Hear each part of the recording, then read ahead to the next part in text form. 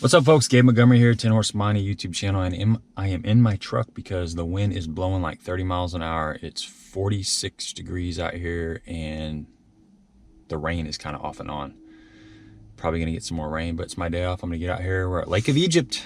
Lake of Egypt, man, and it is changing fast. We got some major cold fronts coming through. It's starting to transition into that winter stuff, and you know, gonna have to get used to it because it's gonna be here for a while. I got all my stuff in the back here. I got the rain suit and heavy duty clothes, sock cap, gloves, that kind of thing. It happens, man. You got to get out there and get in it and be part of it, or you're not going to be able to fish until spring. So we're going to go out here and see what is going on. Going to try to stay offshore a little bit and try to find some groups of fish that are chasing these shad. So we'll get geared up and get out there. I've been sitting in the truck trying to get my mind right, but you just got to get out there. Let's go.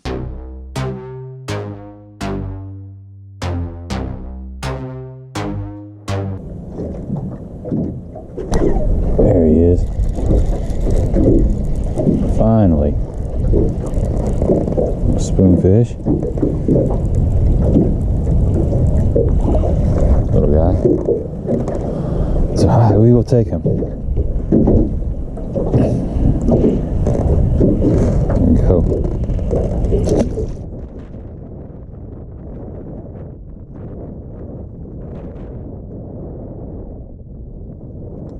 There he is. Nice.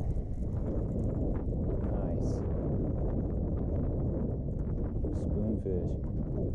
This is fun.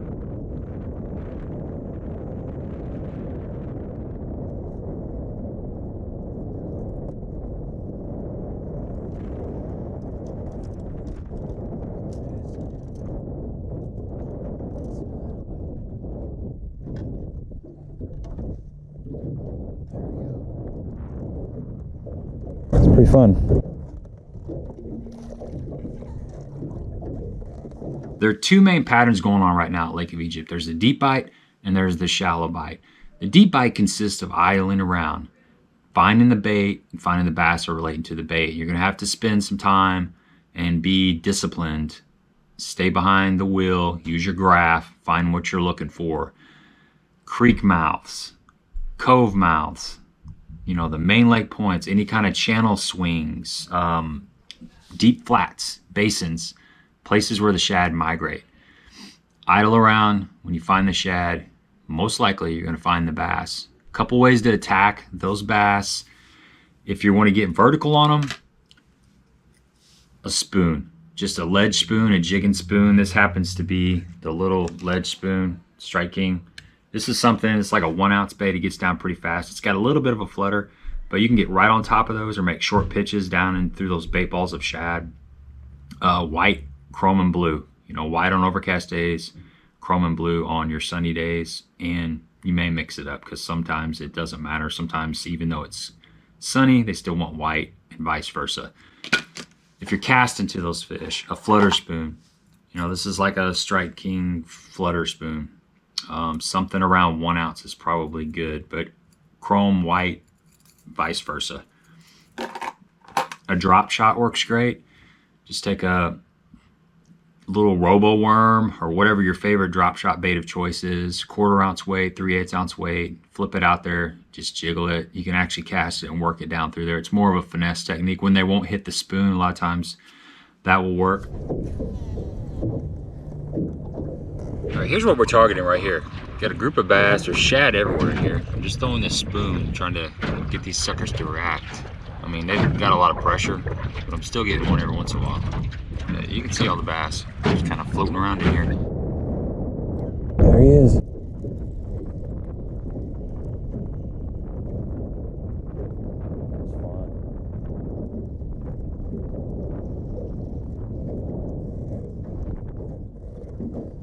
Found them. Getting better.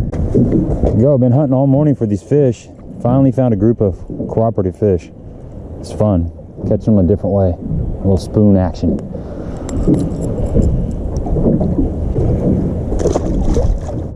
You can see those fish right there. The spoon's used for targeting the fish that are really down towards the bottom of the water column, say on the bottom or just 3 or 4 feet up off the bottom. For me personally, that seems to be the time that the spoon shines.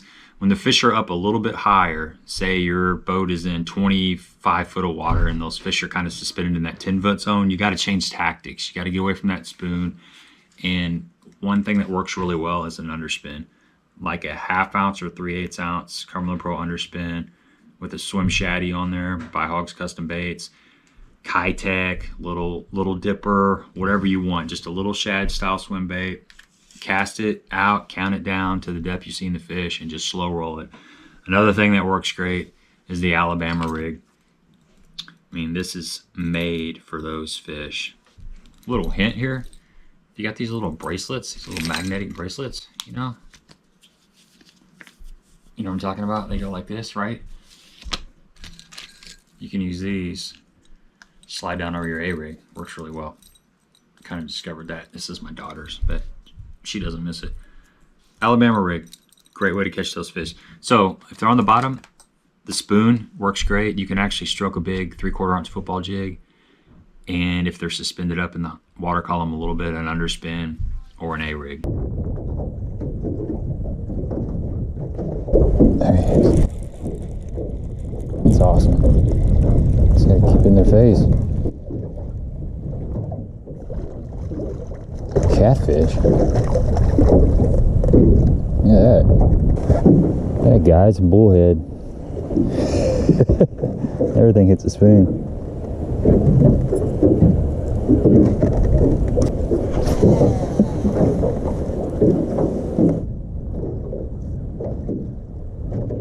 There he is.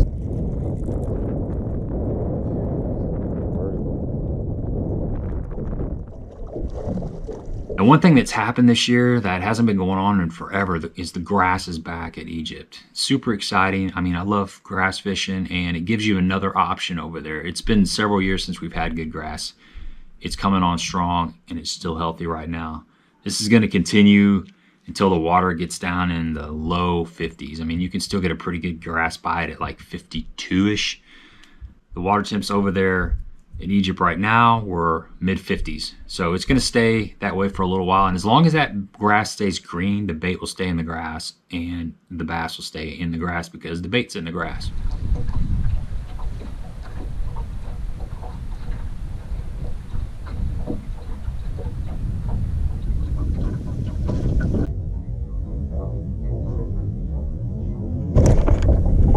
There he is.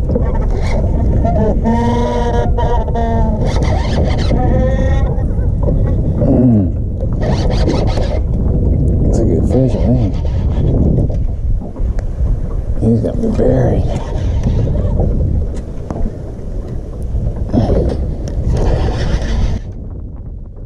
There he is. That's a nice fish.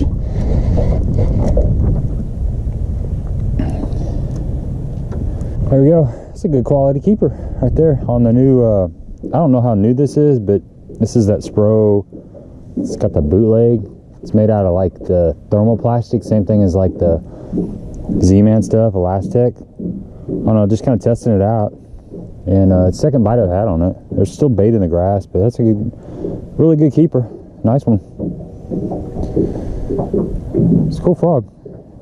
Casts good. It's not as loud as some of the other toads. It's more like kind of like a ribbit. It's about that volume.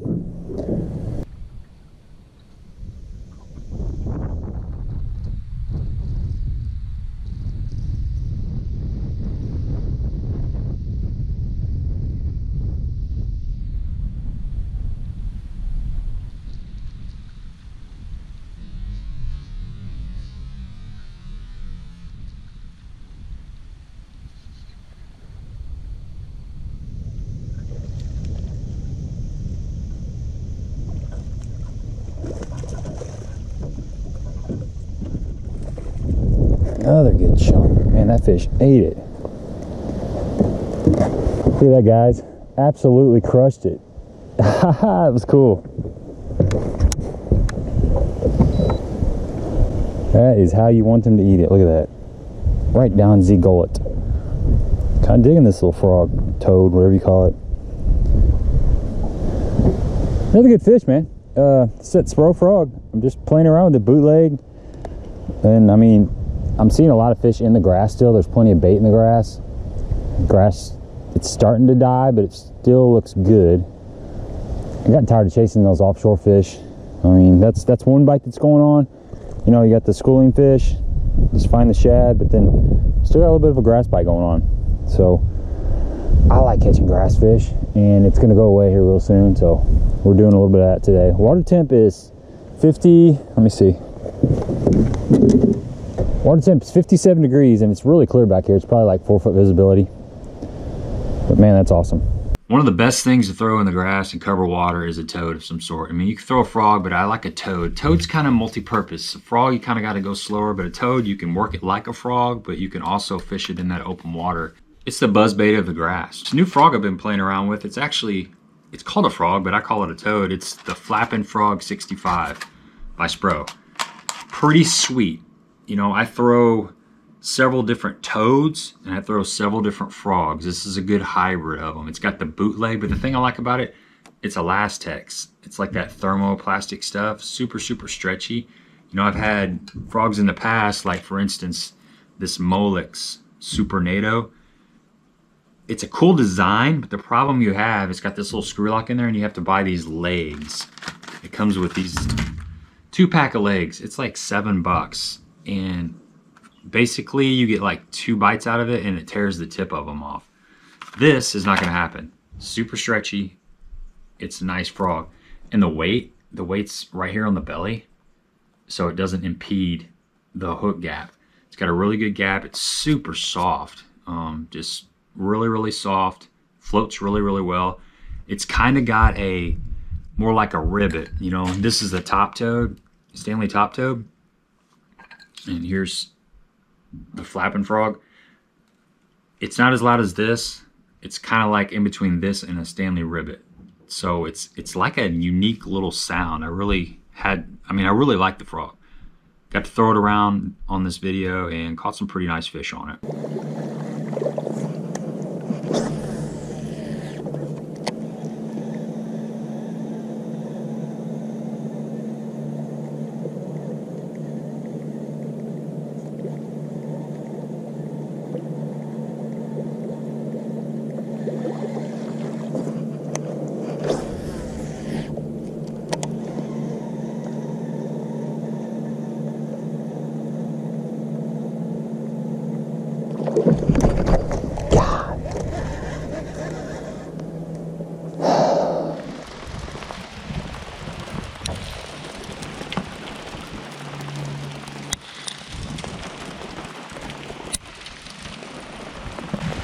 It's getting cold out here, folks.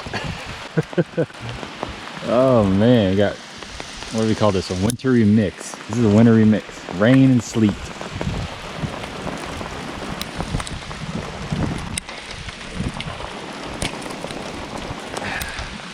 Fishermen are crazy. All right, little afternoon report. The rain has kicked in. It's cold out here. It's like 45, the wind's blowing, and the water temps are 55.8, so right at 56 degrees. And just wanted to show you a new frog that I came across. Actually, somebody that watches the channel told me about it. I can't remember their name, but it's this spro. It's this little bootlegged frog. This thing is pretty sweet. I did a little research on it. It's got a little, the weight is in the belly, and you have to glue that in there or it will come out. But the hookup is pretty phenomenal on it. It's a little bit softer than like a top toad. It's more like a ribbit, and it casts really well.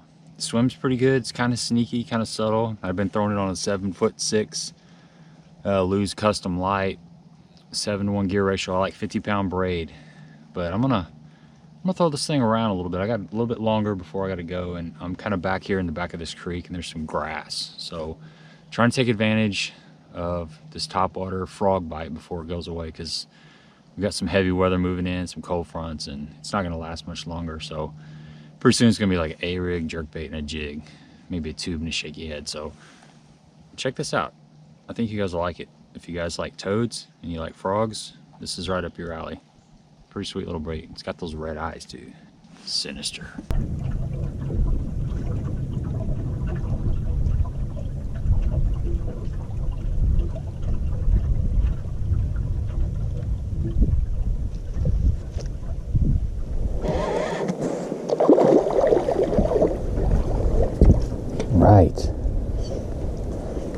Oh, froggy frog. Haha, that's fun.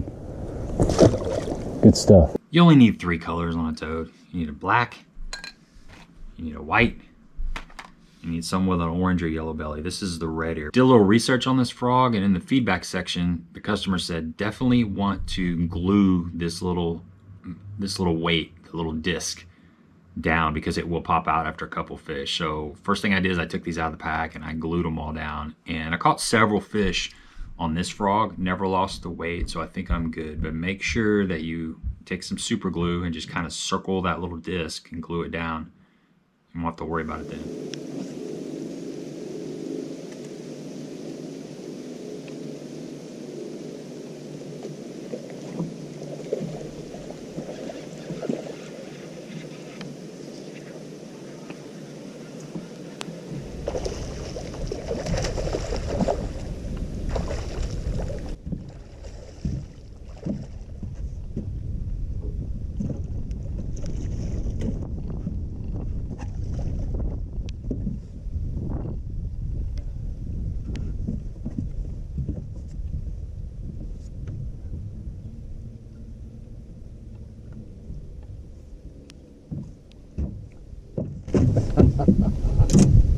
Look at this.